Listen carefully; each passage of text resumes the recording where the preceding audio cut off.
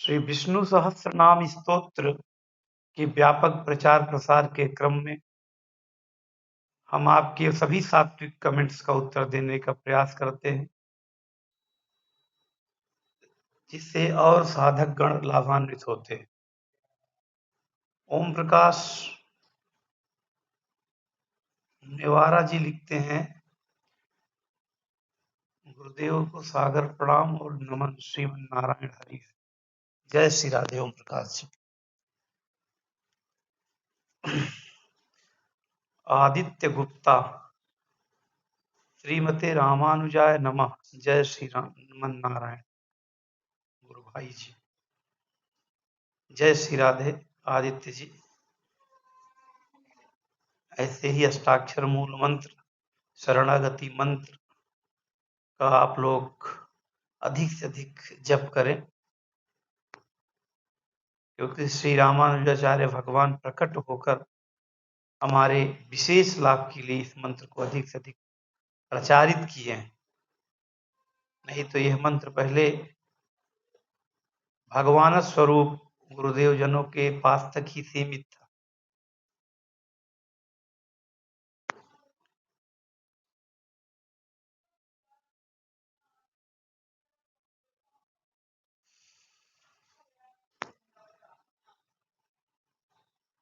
तृष्णाल सर्वे जी लिखते हैं, श्री दिव्य विष्णु सहस्त्रनाम। श्री विष्णु सहस्त्रनाम स्तोत्र दिव्य ही है, इसमें आए सभी मंत्र बहुत दिव्य हैं। एक एक नाम का बड़ा महत्व है और एक एक नाम अपने आप में स्वयं बहुत बड़े बड़े मंत्र हैं।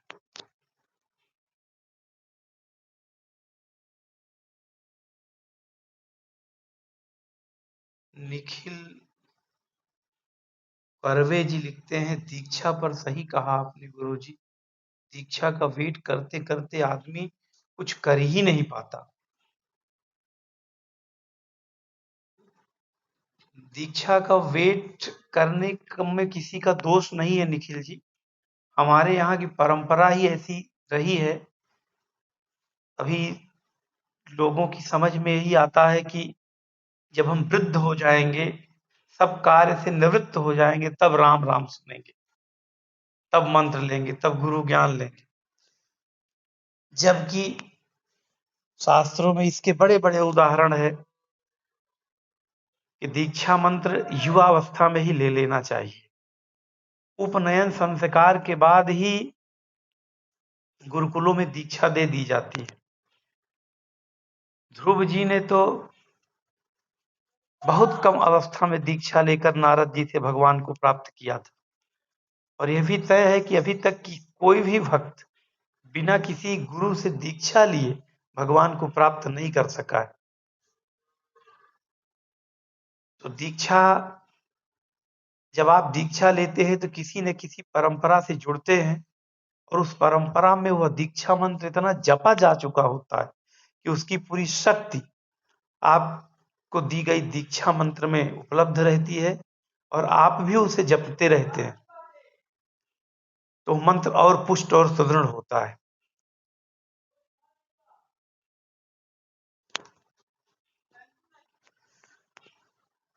हम लोग श्री संप्रदाय से दीक्षित हैं, और जो इसमें जितने कमेंट्स दिख रहे हैं आपको, अधिकांश लोग श्री संप्रदाय से दीक्षित हैं।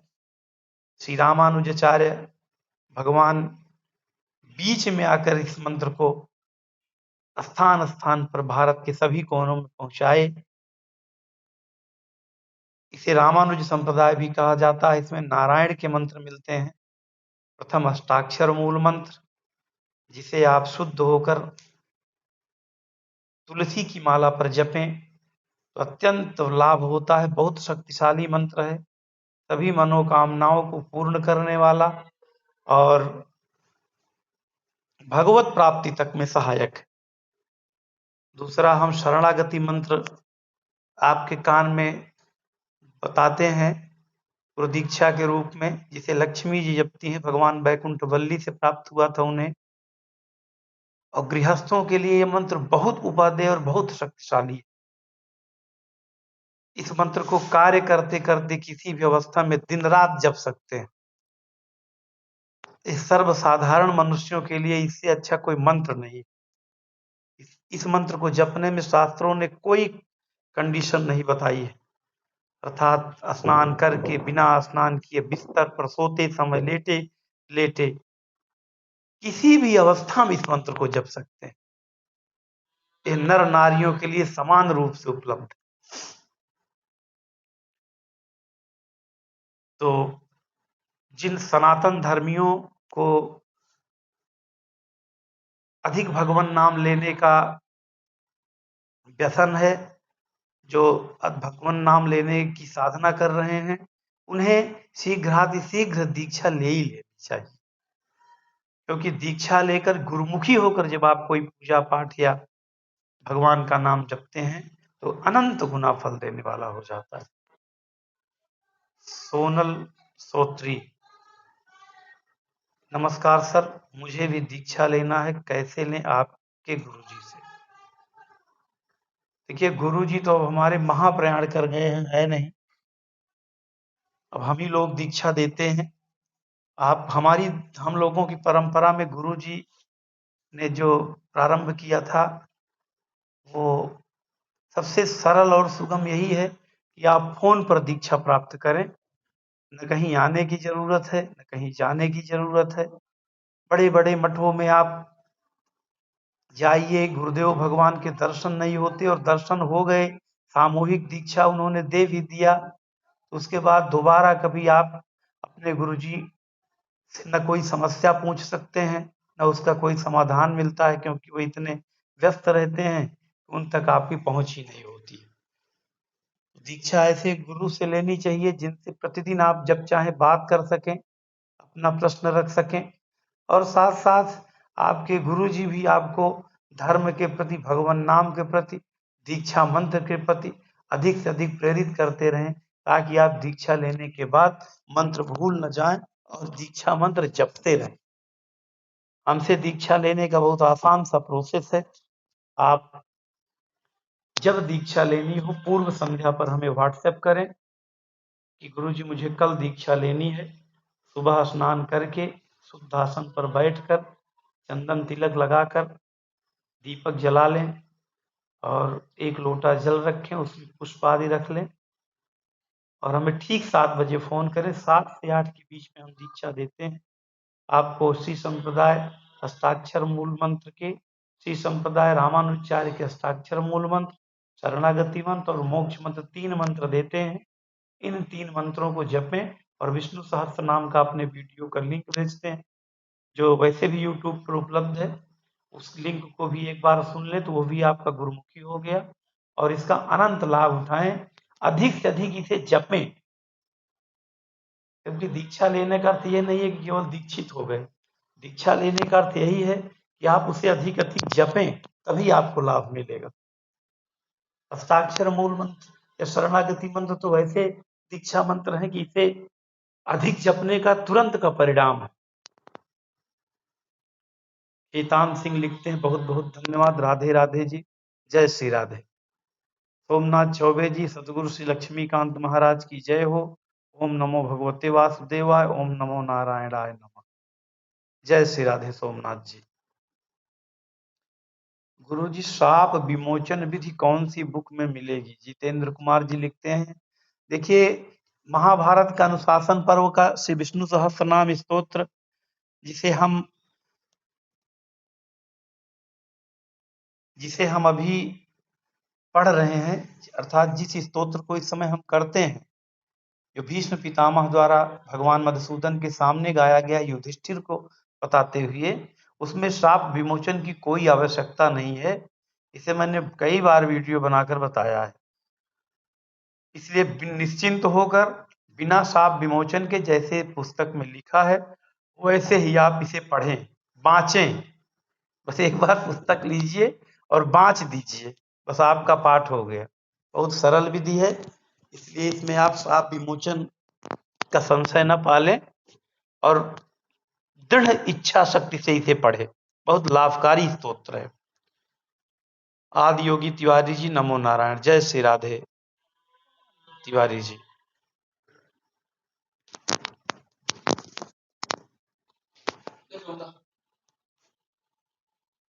नमो भगवते मंत्र कौन सी माला से जपे? तुलसी की माला पर ही जपी जाती है।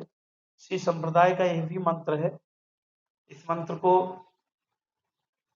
भी संप्रदाय में, दूसरे संप्रदाय में दिया जाता है और नारद जी ने इसे ध्रुव जी को दिया था। ये भी भगवान नारायण की ही स्तुति का मंत्र है।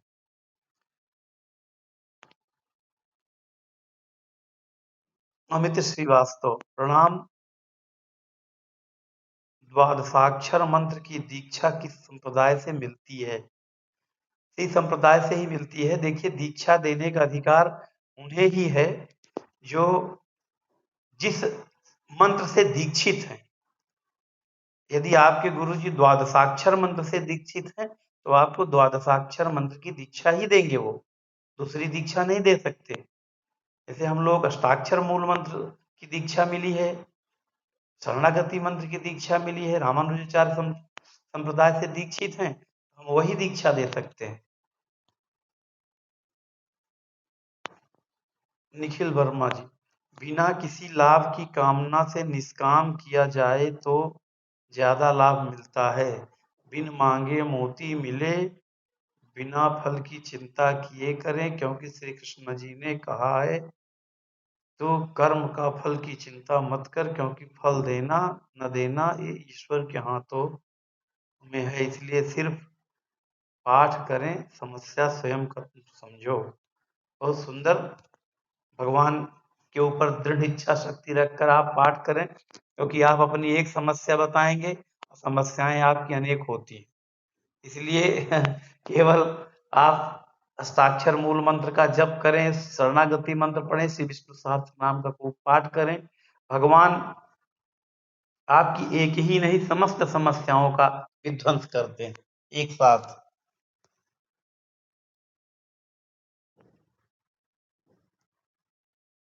प्रत्येक एकादशी को पाठ सकते हैं क्या गुरु जी? प्रत्येक एकादशी को पाठ करिए। एकादशी के दिन श्री विष्णु सहस्त्र नाम स्तोत्र या भगवान ये दीक्षा मंत्र, अष्टाक्षर मूल मंत्र, ये सब कई गुना फल देने वाले हो जाते हैं। इसलिए एकादशी को तो मैंने कई बार बोला है कि अवसर मिले तो छुट्टी लेकर पाठ करना चाहिए। आप खूब श्री विष्णु सहस्त्र नाम का पाठ करें, खूब दीक्षा मंत्र जपें एकादशी के दिन। व्रत रहें, व्रत ना भी रहें तब भी खूब पाठ करें। यादव महाराज बड़े, वीडियो छोटे छोटे बनाना चाहिए। क्या करें यादव महाराज जी, छोटा ही बनाने का प्रयास करते हैं लेकिन बड़ा हो जाता है, उतने में भावना व्यक्त नहीं हो पाती। क्या एक व्यक्ति के पाठ करने से पूरे परिवार की रक्षा होती है और सबका मंगल होता है? 7 पीढ़ी में अगर एक व्यक्ति भगवान का भक्त निकल जाए तो पूरी 7 पीढ़ी का उद्धार हो जाता है। 7 पीढ़ी आगे और 7 पीढ़ी पीछे।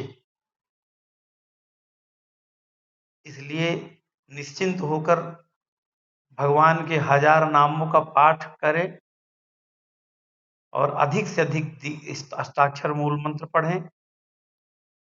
आप अपने साथ साथ 7 पीढ़ी पीछे और 7 पीढ़ी आगे की रक्षा करते, सबका मंगल होता है।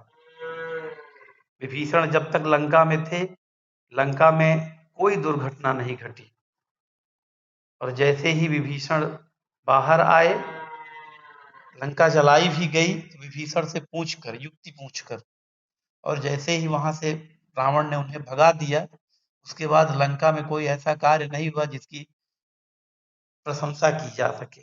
लंका का विनाश हो गया। आप प्लीज वीडियो बनाए उच्चारण के साथ। वीडियो उपलब्ध है हमारा उच्चारण के साथ, आप थोड़ा खोज लें, मिल जाएगा, हमने पाठ किया है। अभिषेक शर्मा जी लिखते हैं, प्लीज गाइड में विष्णु सहस्त्र नाम कौन सा पढ़ें, गीता प्रेस वालों की या कोई और किताब है? क्योंकि मैं देख रहा हूं कि यूट्यूब में जो विष्णु सहस्त्र नाम है उसमें गीता प्रेस की विष्णु सहस्त्र नाम अलग है, मुझे कौन सा और क्या करना चाहिए? अभिषेक जी, विष्णु सहस्त्र नाम की सबसे प्रामाणिक पुस्तक गीता प्रेस ने ही छापी है, या हमारे सनातन धर्म की जितनी पुस्तकें गीता प्रेस ने छापी है, सबसे प्रामाणिक वही मानी जाती है। इसलिए आप गीता प्रेस में जो छपा है वही पुस्तक पढ़ें, इससे प्रामाणिक कोई नहीं। संजीव अवस्थी जी लिखते हैं, गुरु ना मिल रहे हो तो क्या करें, पूजा पाठ छोड़ दें शंकराचार्य जी के हिसाब से? नहीं, जब तक गुरु जी नहीं मिल रहे हैं तब तक आप श्री हनुमान जी को गुरु मान करके खूब पूजा पाठ करिए, और जब गुरु मिल जाए तो गुरु मंत्र दीक्षा ले लीजिए। किंतु जब तक गुरु जी नहीं मिल रहे हैं तब तक हम सभी लोगों के गुरु जी श्री हनुमान जी। हनुमान जी तो जगह जगह उपलब्ध हैं, उनसे प्रार्थना कर लीजिए, उनका दर्शन तो आप करते ही हैं।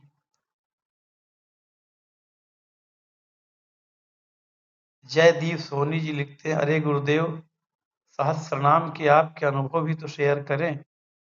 प्रायः मैं अनुभव अपने शेयर करता ही रहता हूँ।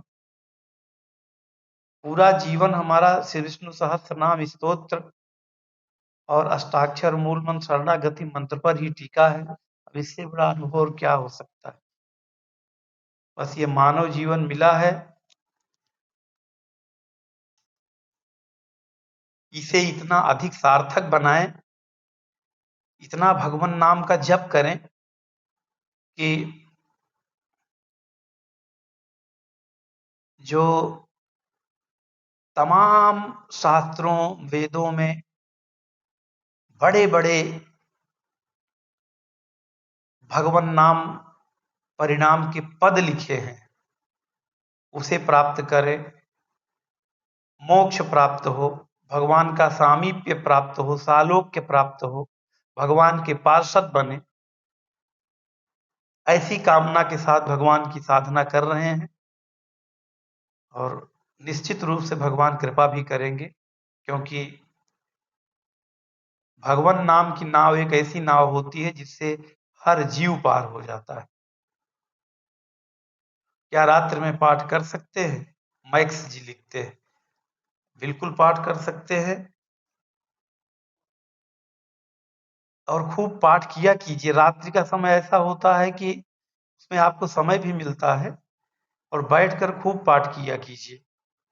हमारे एक यूट्यूब के ही साधक हैं महाराष्ट्र से, वो प्रतिदिन 12 पाठ करते हैं श्री विष्णु सहस्त्रनाम स्तोत्र के, और कभी-कभी उनका रात्रि में 12 बजे फ़ोन भी आता है। 1-2 बार तो मैं नहीं उठा पाया, किंतु अब जब उनका फ़ोन आता है तो मैंने फ़ीड किया हुआ है, अवश्य उठाता हूँ। उनकी दवा की दुकान है महाराष्ट्र में, होलसेल दुकान है। भगवान की कृपा से बड़ा अच्छा कारोबार है। वो प्रतिदिन 12 पाठ करते हैं। अभी पीछे उनका फ़ोन आया था तो बड़ी बढ़िया बातचीत हुई उनसे। उनके साधना से मैं बहुत प्रसन्न रहता हूँ। उनका लक्ष्य ही है प्रतिदिन 12 पाठ करने का। तभी उन्होंने बताया कि गुरुजी, भगवान की कृपा से, आपके श्री चरणों की कृपा से धन, लक्ष्मी जी, सौभाग्य सब कुछ प्रचुर मात्रा में है। अभी एक अपनी बेटी के डॉक्टर बनने के एडमिशन के लिए चिंतित था, वो भी भोपाल में हो गया, और जो कामना करता हूँ वो सब पूर्ण होता जाता है। और ये 12 पाठ करता हूँ तो बीच-बीच में आपकी याद आती है, चूँकि आपसे ही प्रेरित होके करता हूँ, तो फ़ोन भी कर लेता हूँ। तो रात्रि में पाठ करें, रात्रि में ज़्यादा सुविधाजनक होता है।